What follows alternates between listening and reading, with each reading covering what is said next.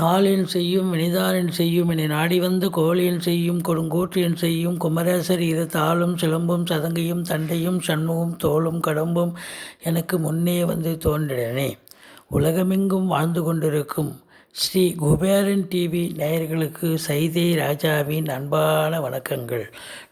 நாம் இப்பொழுது இந்த எபிசோடில் வாக்கிய பஞ்சாங்க அடிப்படையில் வார ராசி பலன்கள் பிப்ரவரி 13 முதல் பிப்ரவரி 19 வரைக்கும் உள்ளடக்கிய நாட்களுக்கு கிரகங்கள் 12 ராசிகளுக்கும் எப்பேற்பட்ட பலனை வழங்கப் போகிறது என்பதை ஒவ்வொரு ராசியாக பார்க்கலாம் வாங்க.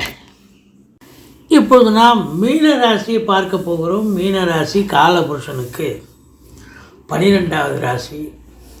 இந்த வார கிரகங்கள் இந்த ராசிக்கு எப்பேற்பட்ட பலனை வழங்கப் போகிறது பாருங்கள். ராசியில் குரு பகவான் ஆட்சி பீடத்தில் இருக்கிறார். சுக்கிரன் உச்ச நிலையில் 4 நாட்கள் குருவோடு இணைந்திருக்கிறார். இது மாபெரும் சிறப்பு. கௌரவம், புகழ், அந்தஸ்து, செல்வாக்கு, எடுக்கின்ற காரியங்கள், அதாவது எந்த ஒரு முயற்சி எடுத்தாலும் அது கண்டிப்பாக 100% வெற்றி வாய்ப்பை பெறும். இருந்த போதிலும் நாலாம் இடத்து அதிபதி உங்களுக்கு 11ஆம் இடத்தில் இருக்கிறார். 4ஆம் இடம் என்பது மாத்ருஸ்தானம், பிள்ளைகளுடைய கல்வி ஸ்தானம். பிள்ளைகள் நல்லா படிப்பாங்க. 2ஆம் இடத்தில் ராகு இருப்பதால் கொஞ்சம் எச்சரிக்கையாக பேச வேண்டும். குடும்பத்திலையும் சரி, வேலை பார்க்குற இடம், எல்லா இடங்களிலும். ஆனால் இருக்கிற இடத்த விரிவாக்கம் பண்ணுவார். அதாவது செவ்வாயினுடைய ஆதிக்கம் நிறைந்த அன்பர்கள், அதாவது இடம் விற்பது வாங்குவது தொடர்பில் இருக்கும் அன்பர்கள், இவங்களுக்கெல்லாம் ஓரளவுக்கு நல்லது நடக்கக்கூடிய ஒரு சூழல் நிச்சயமாக அமையும். 5ஆம் இடத்தை குரு பகவான் பார்க்கிறார். நீண்ட நாளாக குழந்தை பாக்கி இல்லாதவர்களுக்கு குழந்தை பேறு கண்டிப்பாக ஏற்படும்.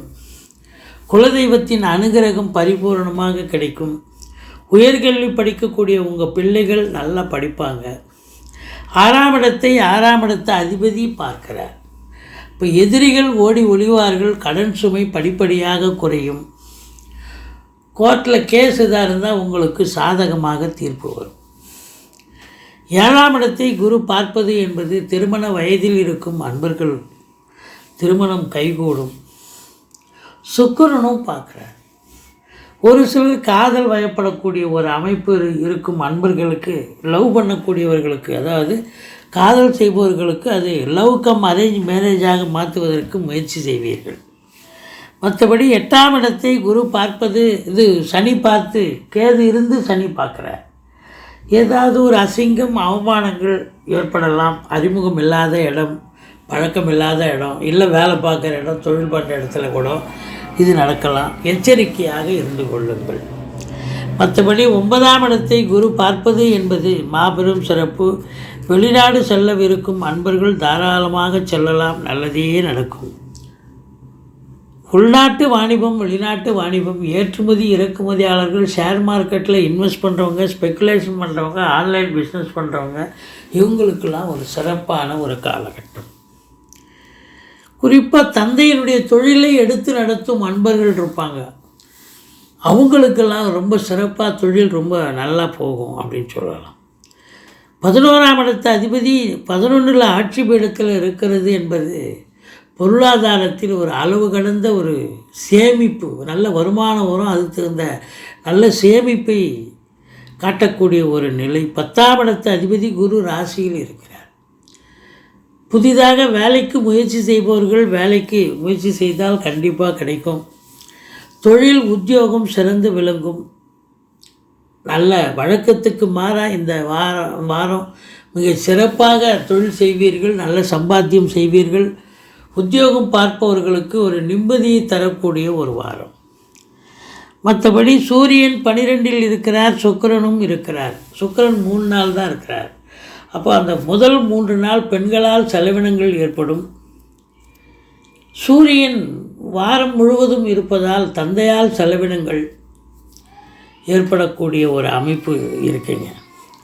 மற்றபடி இந்த மீன ராசி அன்பர்களுக்கு ராசியில் குரு இருந்து ஒரு கௌரவம் புகழ் அந்தஸ்தை பெறக்கூடிய ஒரு அற்புதமான ஒரு நிலை. 5ஆம் இடம் 7ஆம் இடம் 9ஆம் இடத்தை குரு பார்க்கிறார். இது மாபெரும் சிறப்பு. கணவன் மனைவி அந்யோன்யம் அதிகரிக்கும். நண்பர்களால் நல்லதே நடக்கும். சொந்த தொழில் செய்யக்கூடிய அன்பர்களுக்கு தொழில் சிறந்து விளங்கும். அந்த அன்பர்கள் கூட உங்களுக்கு ஆதரவாக இருப்பார்கள். மற்றபடி 11ஆம் இடம் சிறப்பாக இருப்பது என்பது பொருளாதாரத்தில் ஒரு சுபிட்சத்தை தரக்கூடிய ஒரு அமைப்பு. நீங்கள் வணங்க வேண்டிய தெய்வம் அப்படின்னு பார்த்தீங்கன்னா முருகப்பெருமானை வணங்குங்கள், சக்கரத்தாழ்வாரை போற்றுங்கள். வாழ்க்கை வளமோடும் நலமோடும் அமையும். ஸ்ரீ குபேரன் டிவியை பார்த்தமைக்கு நன்றிகள். மேலும் இது போன்ற தகவல்களை தெரிந்து கொள்ள ஸ்ரீ குபேரன் டிவியை சப்ஸ்கிரைப் செய்யுங்கள். மறக்காமல் பெல் ஐக்கானை கிளிக் செய்யுங்கள்.